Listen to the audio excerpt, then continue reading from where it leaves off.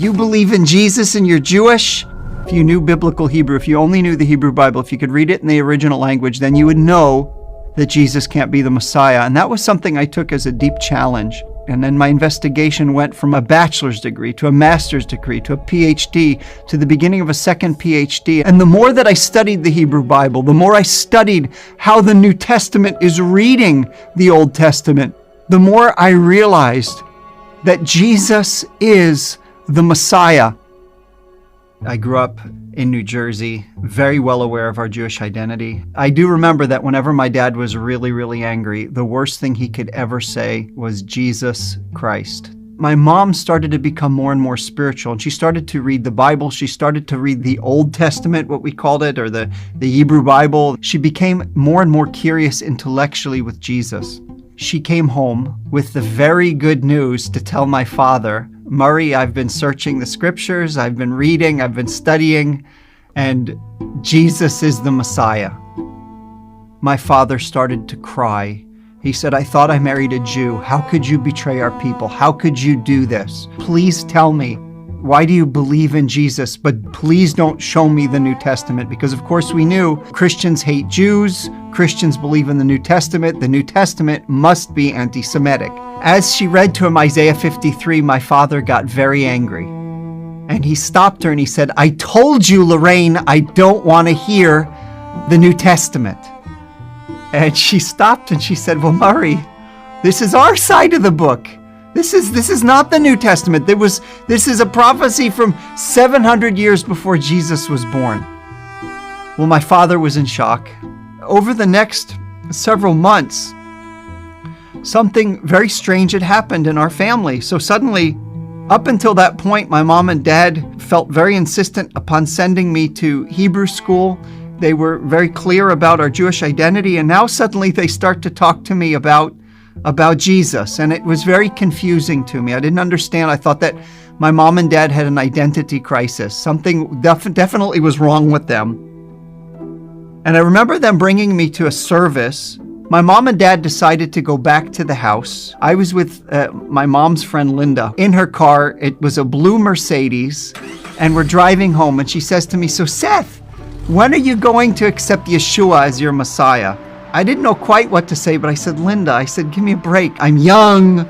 I want to live a little. I want to experience life. I want to enjoy. And she looked at me. She said, Seth, did you know that Jesus could come back at any moment now? I said, okay. And now we're on the highway. We're driving. She said, he could come back at any moment. And I said, okay, so what? She said, well, you know what would happen if he came back right now? I said, no. I would be taken up and I'd be with Jesus forever.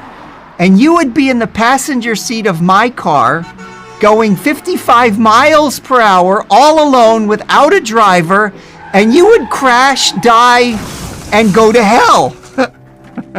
This is true. Jesus, don't come back. Jesus, don't come back. Jesus, don't come back. I was bleeding. Don't come back. And so that was when my prayer life began. I had very, very serious childhood asthma. I was on heavy medications. One of the medications I was on was called prednisone. And prednisone was something that deeply affected my moods. It also affected my shape. I remember looking in the mirror, and I was fat. My face was swollen up. It was red. I already believed in my heart of hearts that I was an ugly kid. I was the ugliest kid in my class. And so I grew up seeing myself as ugly. And then with the prednisone, I just remember detesting myself. There's nothing worse in the world than to look at the mirror and see yourself as ugly.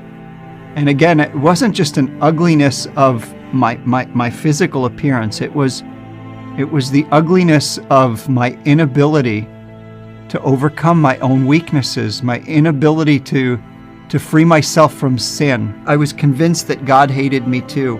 And I started to see that I was ugly in God's eyes. And so I went through this never-ending cycle of praying.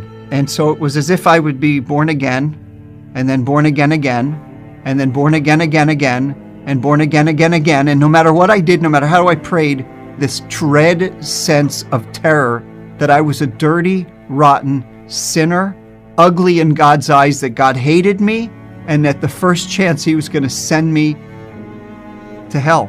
and it really scared me, and I had no hope. Several years later, I found myself in this service, and the speaker, he was a pastor, and for whatever reason, he kept looking my way. And it was odd because he didn't know me, and there were a couple hundred people there, and he kept looking at me, and it felt like he was exposing all the things I hope nobody else would see around me, all the things I hated about myself, all the things I believed God hated about me. And so I'm sitting there, and I'm very uncomfortable. And at the end of the service, I just remember him just inviting people to stand up. I stood up, and I looked forward. And it's as if I saw Yeshua waiting for me.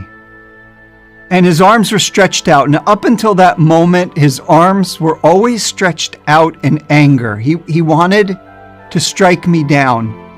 But this time, for the first time, his arms were open. And all he wanted to do was to hug me. All he wanted to do was embrace me. And it was as if I heard, I did this for you. These scars are for you. These wounds are for you. Of course I love you. Of course I accept you. I came for sinners. And I guess it was the first time that I recognized that Yeshua loves sinners.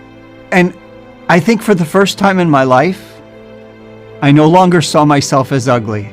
I no longer believed that lie that I was ugly in God's eyes. And for the first time, I actually truly felt loved from the inside out. And I knew that God loved me. The chains broke. I was new. I was free.